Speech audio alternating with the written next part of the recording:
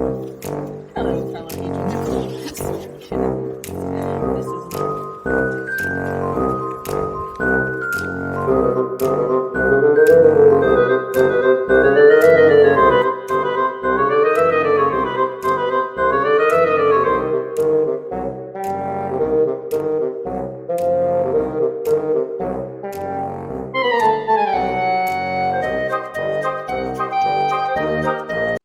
Hello and welcome to the Aging Equestrian vlog. My name is Christy, and along with Deanna, we're going to be taking all of you aging equestrians through some really fun and interesting things. Yeah, things. We'll call them things, phases, all that stuff. I really wanted to do a blog about being an aging equestrian because, number one, it's one of the best sports to become older in. All the top riders are old. They really are. They're in their 50s and their 60s, and honestly, I would trust them with horses more than I would trust a 25-year-old. Why? Because they've been doing it longer. That's the great thing about being an equestrian. It's one of the best sports to age in, for sure. Keeps you in good shape. It's a low-impact sport, as long as you stay in the saddle. And yeah, it's fun. And if you're a horse person your whole life, it's just the best thing. You get to spend time with horses, and it's like your zen place.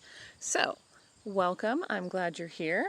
Today's vlog topic is all about coming back to riding when you're older. So, this is one of the things that I really wanted to talk about because it's a big deal.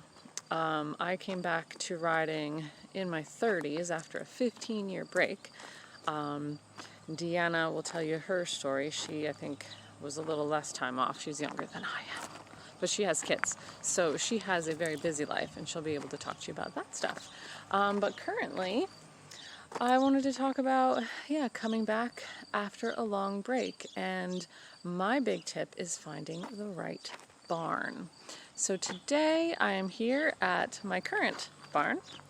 Oh, this is why I brought sunglasses, because it is bright out today, and it's beautiful. This is Fortress Farms, and it is run by Mary Reynolds, who's in the ring right now, harrowing it. She does it every day, which is awesome. We have a beautiful facility, and it is full of people like me who are all over the age of 30, most of them. We have a few under, and we all do our own thing and love riding.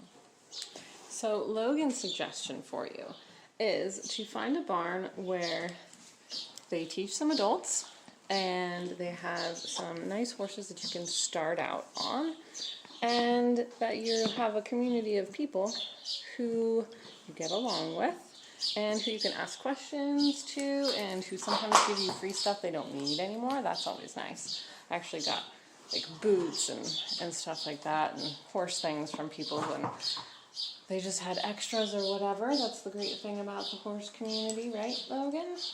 Yes. So you have to find a good barn, and that is the first step. Anyway, so we were talking about finding the right barn. And I was just talking with two of the ladies who are here. One's in her 70s, one's in her 50s.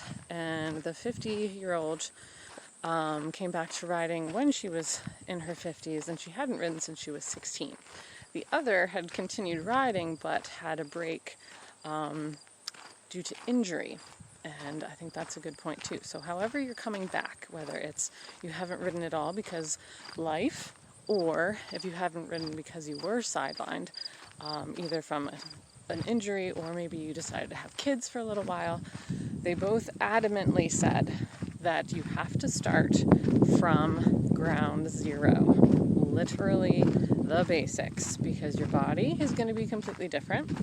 You're going to need to learn how to ride again, how the muscles work, how your reactions are, how the horse moves, and you're going to have to take it slow to avoid frustration, injury, and just disappointment in yourself. So definitely start at the beginning, which is why I think that finding the right barn and a professional to help is so important. So finding a place where you can take lessons, where they give adults lessons, and they have horses who you can ride and learn So, you know, not necessarily, they don't have to be super duper schoolmasters, but just those that are calm enough and willing enough to let you bounce around a little bit, to let you make mistakes, so that you can relearn how to be a rider.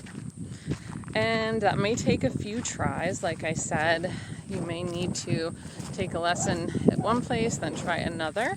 But that's kind of the cool thing about being an adult, is that you're not locked down geographically.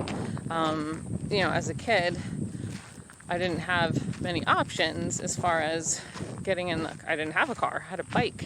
Thank God the barn was a quarter mile down the road. I hopped on the bike and went there. My parents were like, get out of the house, you know. And now as an adult, I have a car. I have a vehicle. So I can drive. I actually used to drive an hour to go to lessons with eventing instructors because I wanted to do that. I would still like to do that, but now that I have a horse that I'm leasing, I'm doing the two elements I can, which are dressage and the jumper things. So you got to find the right place to go, and you've got to find good instruction. One of the nice ladies there, Gina, she also said, and hey, you know what, if you can't afford it, because everything is expensive, don't feel bad when, you know, you have a horse at your own place and you're trying to get, you know, instruction and it's just too expensive, you can't afford to do it every week. Find a friend or somebody who's willing to come and just watch you ride. And if you can get a lesson maybe once a month or once every other month, see if that person can come with you so that they can listen to the instruction and then help you. They can watch you. You've got eyes on the ground. They can say, hey, whoa, wind. And I don't have my microphone fluffy to help dampen the wind, so I'll make this shorter. So yeah, a friend who can watch you ride, who can be there for safety reasons, obviously, but also to help you keep up with your equitation, to keep up with what you're doing with your horse, to maybe offer some suggestions. That is really helpful. So if you're budget conscious and that's what you can do that. There are also online coaches. Lisa Eklund, who I will leave the link in the description below, she does virtual classes, and you can find virtual instructors who all you need is a phone and, you know, Zoom and someone to hold the phone, and you can get instruction that way. So that's always helpful. There are also instructors who you'll take a video of yourself and you send it to them and they can critique it and give you some advice. So there are lots of different ways to do that if you have a horse and you need to be a little bit on the budget conscious side.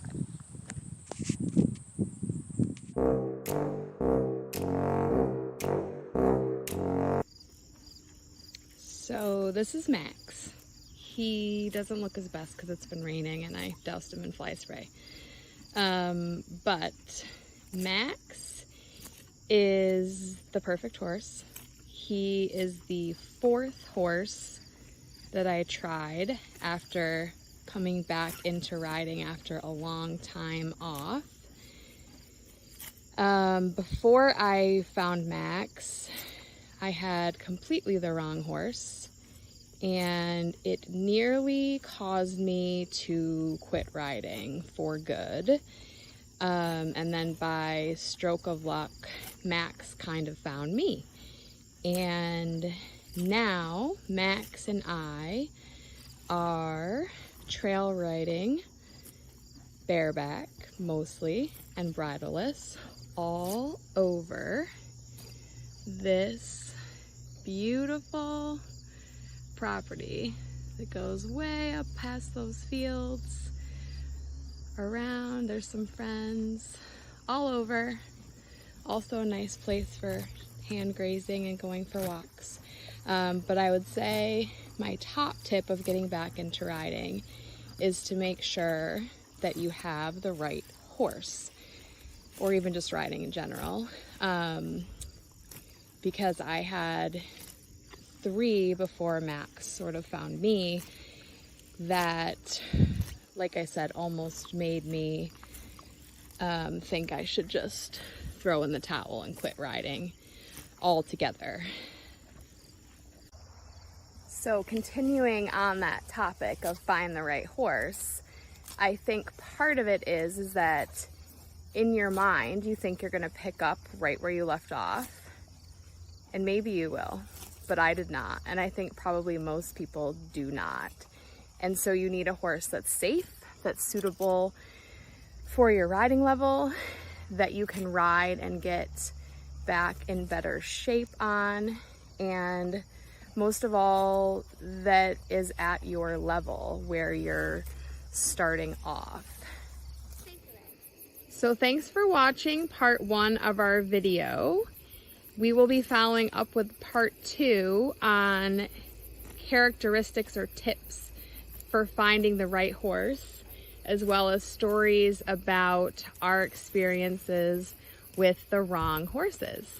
See you next time.